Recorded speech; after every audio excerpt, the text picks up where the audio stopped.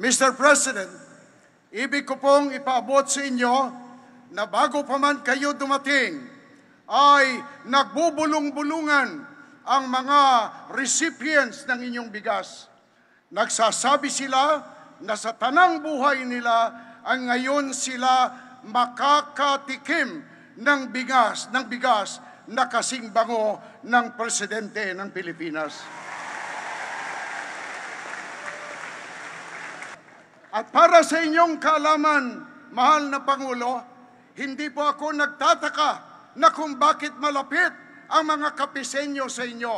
Dahil bago po kayo dumating, ay kumpol-kumpol ang mga ibon na nakapatong dito sa bigas na nakatumpok sa ating likod. Kaya napagsabi ko sa sarili ko na kung ang ibon ay pag dumarating ang Pangulo, lalong-lalo na ang mga kapisenyo.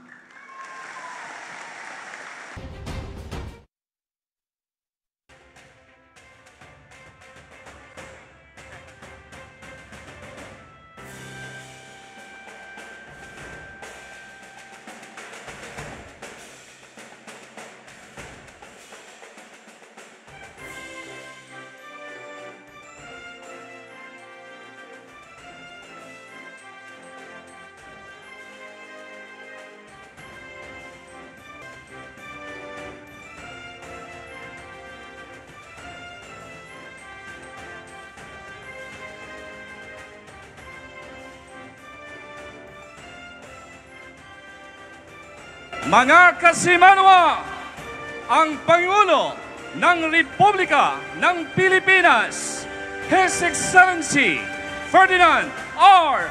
Marcos Jr.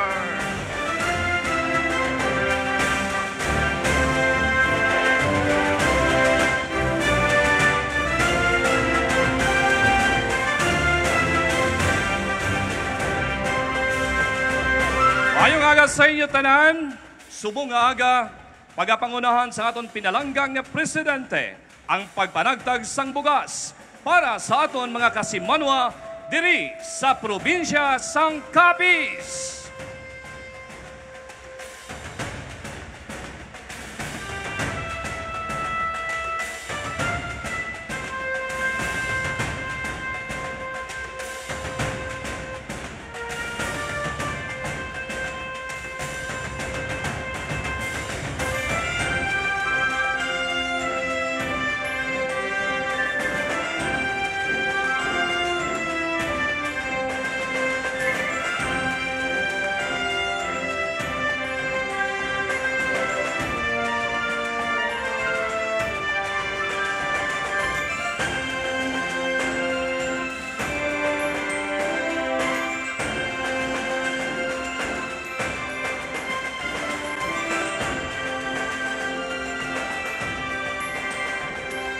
Maraming salamat po, mahal na Pangulo.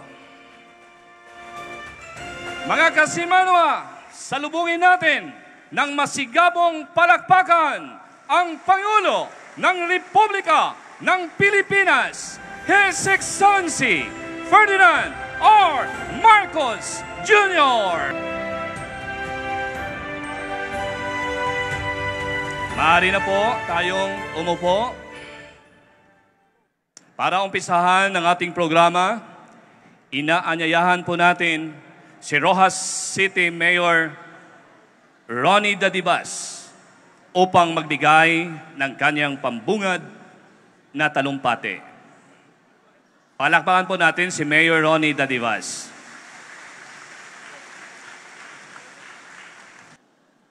Ikinalulugod ko po at ng bawat kapisnon na batiin at salubungin ang Pangulo ng ating bansa, His Excellency, President Ferdinand Bongbong Marcos Jr.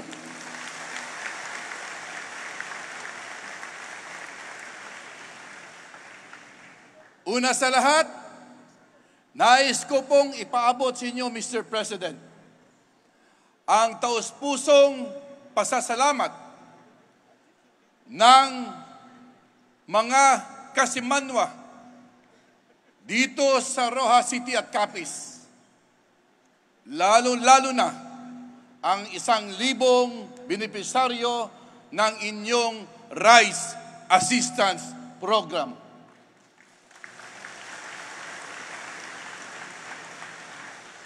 Madamo gid nga salamat, Mr. President.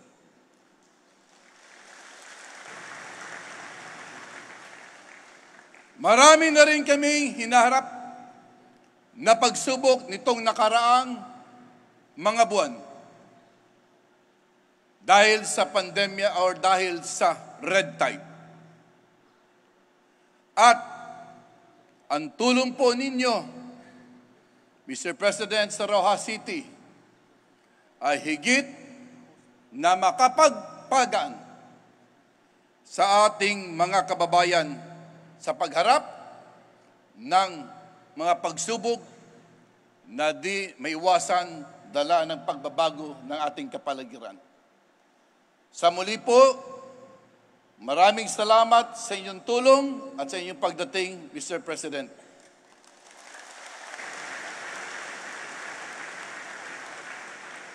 Mabuhay po kayo at welcome sa Rojas City. Madamong nga salamat, Mayor Ronnie Dadivas. Sa puntong ito, ating tawagin si Capiz Governor Ferdinand Castro upang magbigay ng kanyang mensahe. Salamat, Ginoong tagapagpakilala. Mr. President, before I proceed, I would like to correct my representation to you because I told you that the last time we met and talked to each other was when we had the BICAM in the Senate. That was the postponement of the barangay SK election. But I remember that I, with Secretary Anton, was with you when we were in Davao during the time that Congressman Cardama was married. But I thought you were the one who would be married in Davao. Mr. President, ibig ko pong ipaabot sa inyo na bago pa man kayo dumating, ay nagbubulong-bulungan ang mga recipients ng inyong bigas. Nagsasabi sila na sa tanang buhay nila ang ngayon sila makakatikim ng bigas na kasing bango ng presidente ng Pilipinas.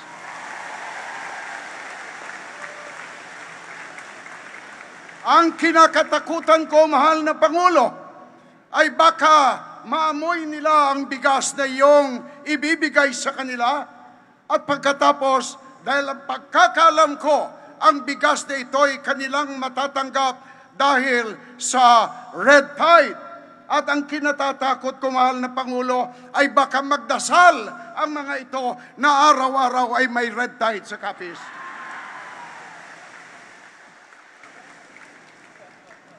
At para sa inyong kaalaman, mahal na Pangulo, hindi po ako nagtataka na kung bakit malapit ang mga Capizenyo sa inyo. Dahil bago po kayo dumating, ay kumpol-kumpol ang mga ibon na nakapatong dito sa bigas na nakatumpok sa ating likod. Kaya napagsabi ko sa sarili ko na kung ang ibon ay dumarating, pag dumarating ang Pangulo, lalong-lalo na ang mga Capizenyo. Pero bago ako magtapos ng aking pananalita, alam niyo po dito sa aming probinsya, mahal na Pangulo, pag may dumarating na bisita, ay pag sila'y pumalakpak, nagigiba po ang aming stadium. Pero ngayon po na kayong dumating, ibig kong iparinig ninyo sa mahal na Pangulo na ikinagagalak natin ang kanyang pagdating, ikinagagalak natin at iniyayaman sa ating puso ang kanyang pagdating. Kaya iparinig nyo ang makagibang pamamalakpak sa ating Pangulo.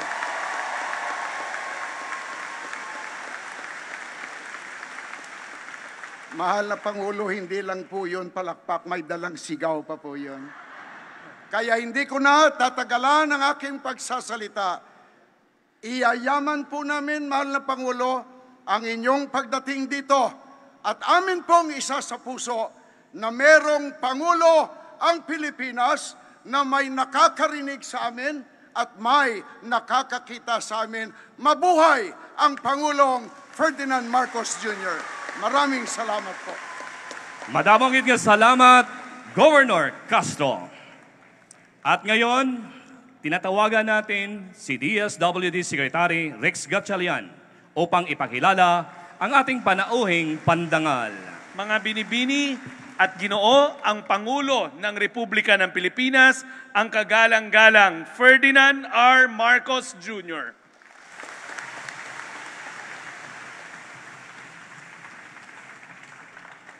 Maraming salamat kay Secretary Rex Gatchalian sa iyong pagpakilala.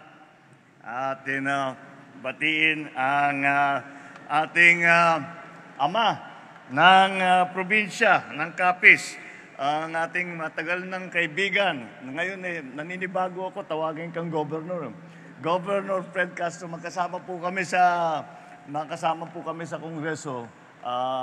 Ako ipasok labas, sa naman tumagal sa Kongreso. Gov Fred, na-miss ko na yung ganyang klaseng salita. Matagal na ko nang hindi narinig yung mga oratory ng inyong Governor. Kaya naman sumikat siya sa House at ngayon sumisikat siya dito sa Capiz dahil nakita naman ninyo kung makapagsalita talagang nakaka-inspire. Tayong lahat ay na-inspire sa kanyang talumpati.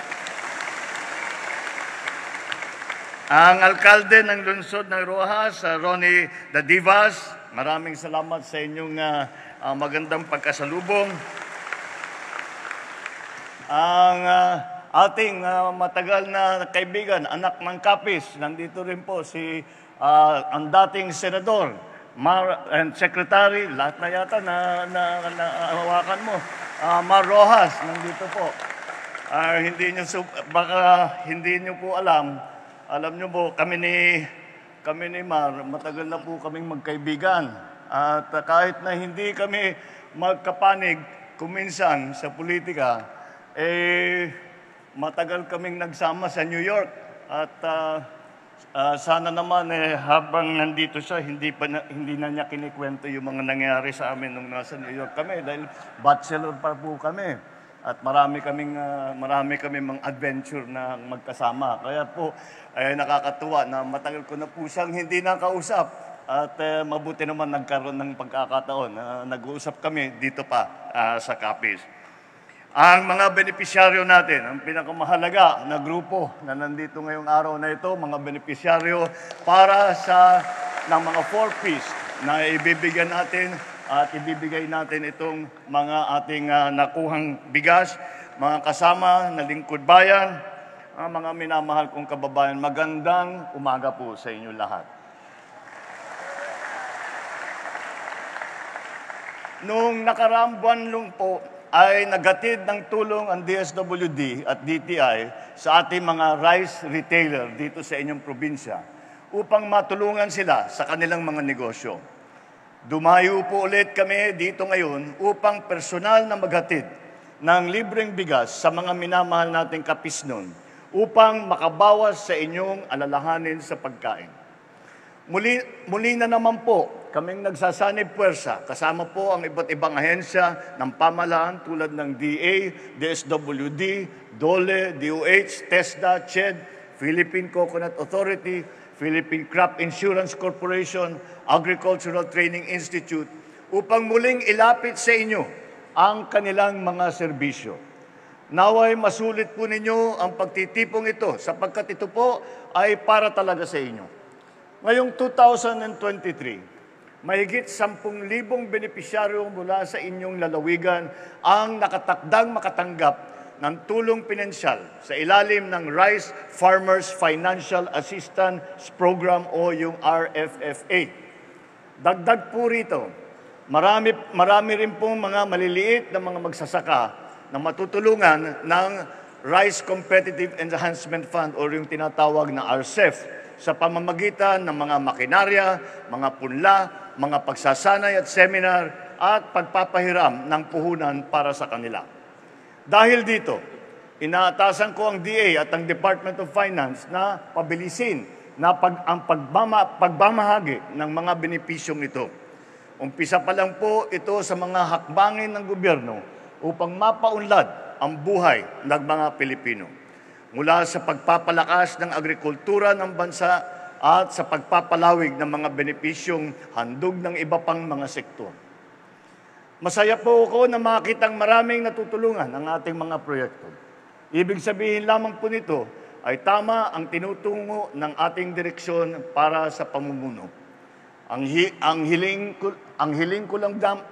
ko lamang po ay lalo ninyong pag-ibayuhin ang inyong sipag at tiyaga upang sa gayon ay mapabuti ninyo ang inyong buhay at makatulong sa ibang mga Pilipinong kailangan din na kaagapay. Higit sa lahat, makiluhok sa pagbabantay sa ating lipunan. Marami po rin po tayong malaking nakakapanloloko ng kapwa. Tunay po ang nakakagalit ng mga smuggler at hoarder na yan. Nasisira ang daloy ng merkado, kaya tumataas ang presyo ng mga pangunahing bilihin dahil sa kanilang mga iligal na gawain. Kaya naman, nakikipag-ugnayan din tayo sa Kongreso na maamyendahan ng ilang batas upang tuluyan ng maging krimen ang agricultural economic sabotage at mapabigat ang parusa dito. Mga kababayan, gaano man kalaki ang kanilang sindikato, tulad na natimbog natin na smuggler sa pier ng Zamboanga noong buwan ng Agosto, wala pong binabatbat yan sa nagkakaisang nating lakas. Kaya kung may nalalaman po kayong sangkot sa mga ganitong transaksyon, huwag po kayong matakot na magsuplong. Tandaan po ninyo, kasabay ng pagsulong ng bagong Pilipinas ay ang pagkakaroon ng panatag, masagana at matatag na buhay. Ang kinin po natin ito. Maraming salamat sa inyong lahat at kayo ay maging kasama natin sa pagpapaunlad at pagpapaganda sa buhay ng bawat Pilipino. Ito po ay ang ating ginagawa. Pagpatuloy na makapagbigay ng tulong sa lahat ng ating nalalamang na nangangailangan. Kaya po, wag po kayong nagdadalawang isip na magsabi kung kayo po ay nasa alanganin, kung kayo po ay nangangailangan, at ang pamahalaan ay gagawin ng lahat upang kayo ay bigyan ng tulong. Maraming salamat po. Mabuhay ang buong lalawigan ng Capiz. Magandang umaga po sa inyong lahat. Maraming salamat po, mahal na Pangulo. Mga kasimanwa, bukod sa bigas ay magbibigay din ang ating mahal na Pangulo ng assistance mula sa iba't ibang ahensya ng gobyerno. Inaanyayahan po natin ang ating mahal na Pangulo na pangunahan ang pamamahagi ng tulong. Mula sa DA, Enhanced Kadiwa Cash Assistance worth 1.5 million ay tatanggapin ng lokal na pamahalaan ng Pontevedra, Capiz.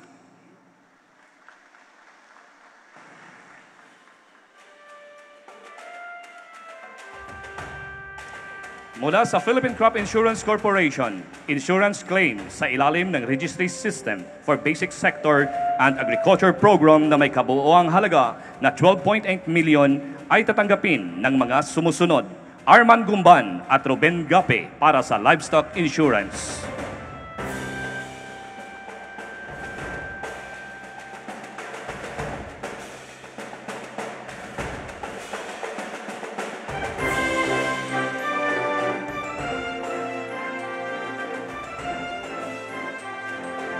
Francisco Silvino Jr. at Nelson Delfin para sa corn insurance.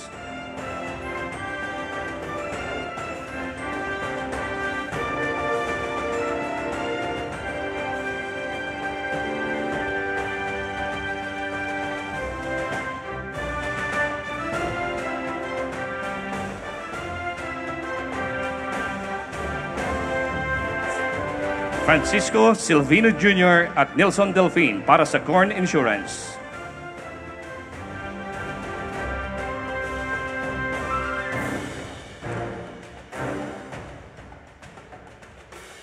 At Edita Duliete para sa rice insurance.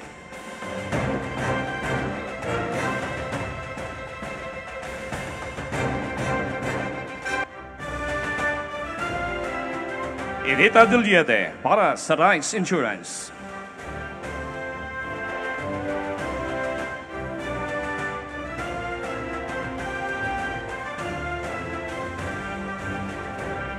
Farm.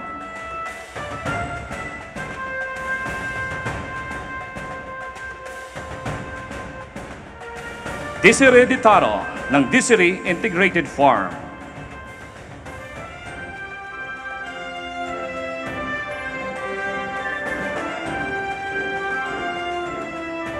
Mula sa Philippine Coconut Authority, Certificate of Entitlement ng 6,750 hybrid seed nuts ay tatanggapin ng kinatawan na sina Nelson Eschalbud Jr., Ramon Lantor, Christopher Dorado,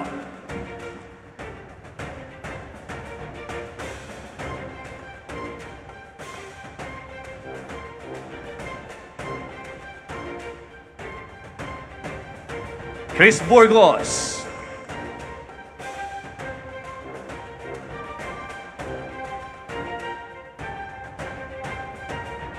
Noel Martinez,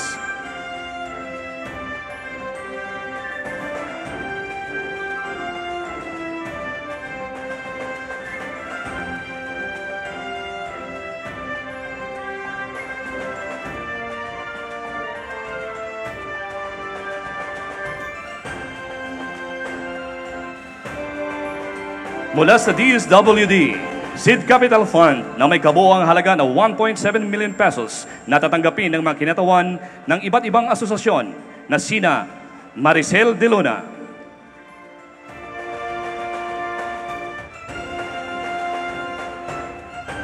Angel Aton Jr., Emily La Cuarta,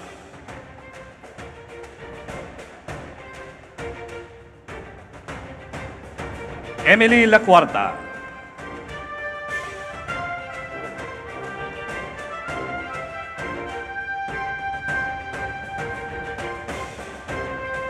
Miller Caldia,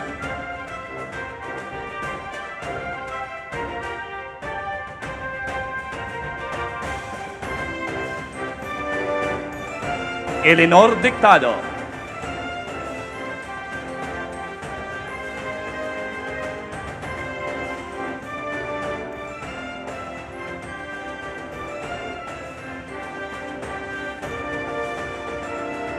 at Ruby Baldos.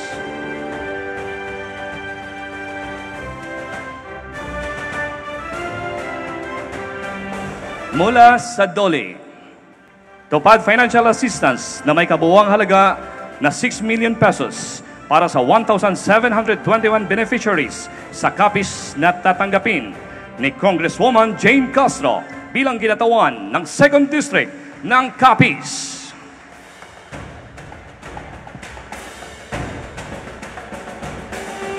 Mula sa DOH, Pundo mula sa Medical Assistance to Indigent Patients Program na nagkahalaga ng 1.5 million pesos para sa district hospitals ng munisipyo ng Bailan at Tapas, Capiz na tatanggapin ng Capiz Provincial Government.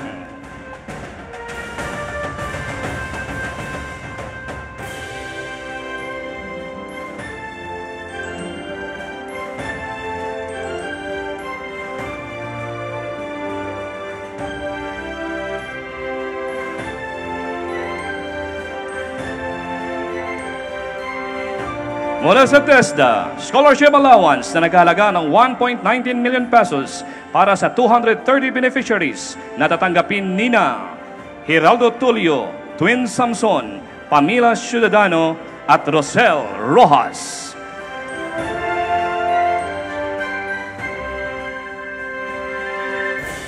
Mula sa CHED Scholarship Program worth 5.66 million pesos para sa 273 beneficiaries na represented ni Angeline Nicole Ulay.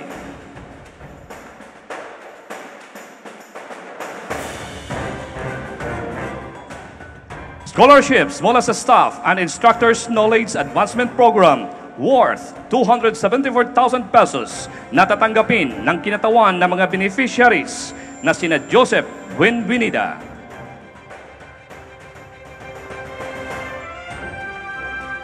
grant mula sa Unified Student Financial Assistance System for Tertiary Education worth 35 million pesos para sa 1,398 beneficiaries. Na represented ni Mel Honrado mula sa Capiz State University.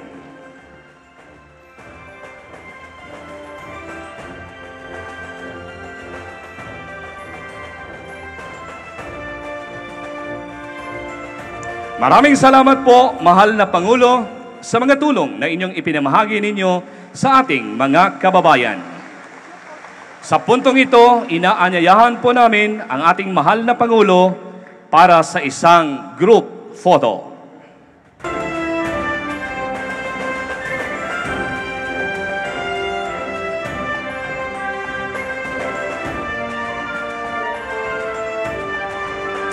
In the count of 3, 1, 2, 3. Muli, mga kababayan, ang Pangulo ng Republika ng Pilipinas, His Excellency Ferdinand R. Marcos Jr.